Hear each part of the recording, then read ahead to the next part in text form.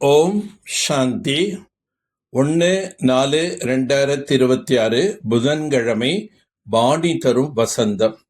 இனிமையான குழந்தைகளே, பாபா என்னவாக இருக்கிறாரோ, எப்படி இருக்கிறாரோ, இதை அப்படியே குழந்தைகளாகிய உங்களில் கூட வரிசை கிரமமாகவே அறிந்து கொள்கிறார்கள். ஒருவேளை அனைவரும் அறிந்து கொண்டார்கள் என்றால் அதிக கூட்டம் கூட்டிவிடும். சுயம் பகவான் இந்த பழைய உலகத்தை அழித்து புதிய உலகத்தை ஸ்தாபனை செய்ய வந்திருக்கின்றார் என்பது மனிதர்களுக்கு எப்போது தெரிய வருமோ அப்போது பிரத்யக்ஷம் என்பது ஆகும்.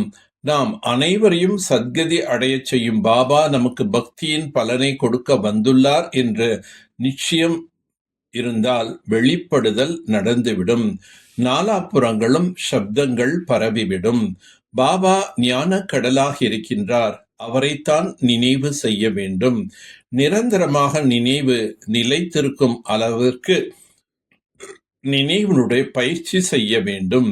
கடைசி வரை நான் ஆத்மா என்பதே நினைவிருக்க வேண்டும். ஷரீரம் என்பதே இருக்கிறது, ஆனாலும் நான் ஆத்மா என்ற ஞானம் புத்தியில் வைக்க வேண்டும். குழந்தைகள் அதிகம் தேக அபிமானத்தில் வந்து விடுகிறார்கள். இந்த உலகம் அழிய போகின்றது என்பது தெரிந்துவிட்டால், இந்த விஷயத்தின் மீது நம்பிக்கை ஏற்பட்டுவிட்டால், மும்பையிலிருந்து அபுமலை வரை கியூ என்பது நிற்கும். ஆனால் அவ்வளவு விரைவாக யாருக்கும் நம்பிக்கை ஏற்பட முடியாது. வினாசம் நடக்க வேண்டும் என்பதை நீங்கள் தெரிந்துள்ளீர்கள். இவர்கள் அனைவரும் கார் இருள் உறக்கத்தில் உறங்கிக் கொண்டுதான் இருக்க வேண்டும். பிறகு கடைசி நேரத்தில் உங்களுடைய தாக்கம் என்பது ஏற்படும். கீதையின் பகவான் பரம்பிதா பரமாத்மா சிவன் என்ற விஷயத்தில் நம்பிக்கை ஏற்படுவது ஒன்றும் சித்தி வீடு போல் கிடையாது.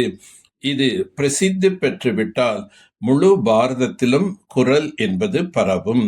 பாபாவோடு அன்பிருந்தால் நாம் ஒவ்வொரு அடியிலும் ஸ்ரீமத் படி நடக்க வேண்டும் என்று புரிந்து கொள்வார்கள். தங்களை ஆத்மா என்று புரிந்து மிகவும் அன்பான தந்தை நினைவு செய்வது என்பது ஒன்றும் சித்தி வீடு போல் அல்ல. அவருடைய முகத்திலேயே தனி அழகு என்பது வந்துவிடும். தங்களை கோபியர்கள் என்று புரிந்து கொள்ள வேண்டும் மற்றும் நிரந்தரமாக தந்தையை நினைவு செய்ய வேண்டும். எந்த ஒரு பாவத்தையும் செய்யாதீர்கள். ஏனென்றால் நீங்கள் இப்போது சொர்க்கத்தின் எஜமானர்கள், புண்ணிய ஆத்மாக்களாக ஆகின்றீர்கள். அரை கல்பம் மாயை ராவணன் பாவம் செய்ய வைத்து வந்திருக்கின்றது. இப்போது நீங்களோ தன்னைத்தான் கேட்க வேண்டும், என் மூலம் பாவம் எதுவும் நடக்கவில்லையே, புண்ணிய காரியம் செய்து கொண்டிருக்கின்றேனா, கண் இல்லாதவர்களுக்கு ஊன்றுகோலாக இருக்கின்றேனா. ஆதி சனாதன தேவி தேவதா தர்மம் அனைத்திலும் உயர்ந்ததாகும். ஆனால் இவர்கள் தங்களுடைய தர்மத்தை மறந்து தர்மம் அற்றவர்களாக ஆகிவிட்டார்கள். கிறிஸ்துவர்கள் தங்களுடைய தர்மத்தை விடுவதில்லை. கிறிஸ்து நம்முடைய தர்மத்தை ஸ்தாபனை செய்தார் என்பது அவர்கள் தெரிந்துள்ளார்கள். இஸ்லாமியர்கள், பௌத்தர்கள், பிறகு கிறித்துவர்கள், இவைதான் முக்கிய தர்மங்களாகும். மற்ற சிறு சிறு தர்மங்கள் நிறைய இருக்கின்றன. முகமது வந்து கொஞ்ச காலமே ஆகின்றது. இஸ்லாமியர்கள் பழமையானவர்கள். இது முட்கள் நிறைந்த காடாகும். பாரதம் அல்லாவின் தோட்டமாக இருந்தது என்பதையும் ஏற்றுக்கொள்கின்றனர். சத்தியுகத்தில் ராவண ராஜ்யமே இருக்கவில்லை. எதையும் புரிந்து கொள்வதில்லை. மாயை முற்றிலும் கல் புத்தி உடையவர்களாக ஆக்கிவிடுகின்றது. கல்லிலிருந்து தங்கமாக பாபாதான் ஆக்குகின்றார். கலியுகத்தில் வந்தால்தான் சத்தியுகத்தை ஸ்தாபனை செய்ய முடியும். உயர்ந்தால் வைகுண்டம், விழுந்தால் சுக்கு நூறாகி விடுவோம். சிலர் படித்து வானம் அளவு உயர்ந்து விடுகிறார்கள். சிலர் தரையில் விழுந்து விடுகிறார்கள். புத்தி மந்தமாகிவிட்டால் படிக்க முடியாது. நம்முடைய சொல்படி நடக்கும் குழந்தைகள் யார் யார் என்பதை சிவபாபா தெரிந்திருக்கிறார். நல்ல சேவாதாரி குழந்தைகளை தந்தை நினைவு செய்கிறார். அதிர்ஷ்டசாலியாக ஆவதற்கு ஒரு தந்தையிடம் உண்மையிலும் உண்மையான அன்பு வைக்க வேண்டும். அன்பு வைப்பது என்றால் ஒவ்வொரு அடியிலும் ஸ்ரீமத் படி நடந்து கொண்டே இருக்க வேண்டும். தினமும் அவசியம் புண்ணிய காரியம் செய்ய வேண்டும். அனைத்திலும் பெரிய புண்ணியம் அனைவருக்கும் தந்தையின் அறிமுகத்தை கொடுப்பதாகும். தந்தையை நினைவு செய்ய வேண்டும் மற்றும் அனைவருக்கும் தந்தையின் நினைவை ஏற்படுத்த வேண்டும்.